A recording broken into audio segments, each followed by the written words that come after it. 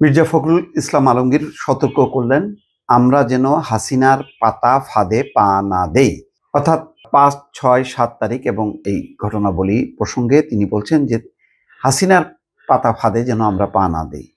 তার মানে ইতিমধ্যে যেই ঘটনা ঘটেছে সেটা সম্পর্কে মূল্যায়ন করতে যেয়ে তিনি এটি বলছেন। তিনি প্রকাশ্যে বলেননি যে এই ঘটনাগুলো নিন্দনীয় বা এটা করা উচিত না, কিন্তু বুঝিয়ে দিলেন যে এই পাতা ফাঁদে কেউ কেউ পা দিয়েছে এবং সতর্ক করলেন যাতে এই পাতা ফাঁদে আমরা কেউ পা না দেই।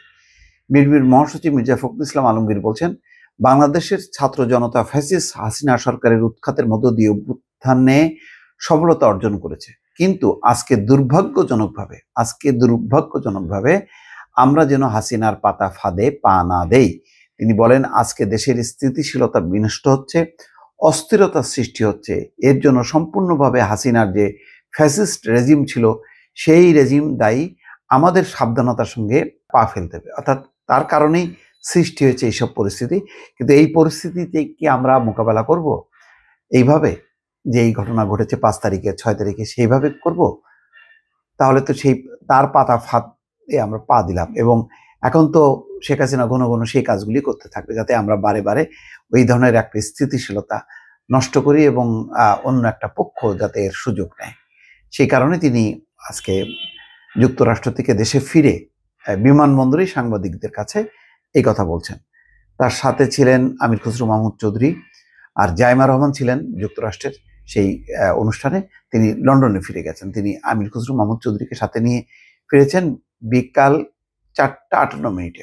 আগামীকাল প্রধান উপদেষ্টা ডক্টর মোহাম্মদ ইউনূসের সঙ্গে সাক্ষাৎ করবেন এবং সেখানেই দলের অবস্থানটা তুলে ধরবেন। এবং নিঃসন্দেহে এটা বলা যায় যে নির্বাচনের দাবিতে যে কর্মসূচি ঘোষণা করেছে সেই কর্মসূচির ব্যাপারে তারা বলবেন এবং ডক্টর মোহাম্মদ ইউনূসকে উদ্বুদ্ধ করার চেষ্টা করবেন এবং গুরুত্ব বোঝানোর চেষ্টা করবেন যাতে তিনি দ্রুত নির্বাচনের একটা রোডম্যাপ ঘোষণা করেন, একেবারে তারিখ সহ। খালেদা জিয়াও ভালো আছেন, তিনি বলেছেন আসল কথায় আসেন।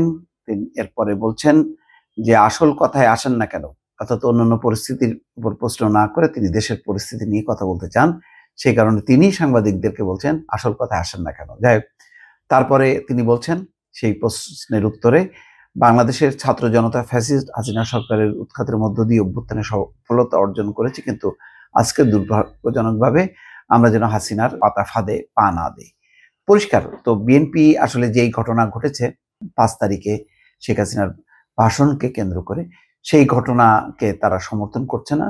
এবং এই ঘটনা তৈরির জন্য শেখ হাসিনা যে দায়ী এবং তার উস্কানি ছিল এটা পরিষ্কার, কিন্তু সেই উস্কানিকে কোনোভাবেই তার ফলে যেই ঘটনাবলী সেটাকে আশকারা দেওয়া যাবে না।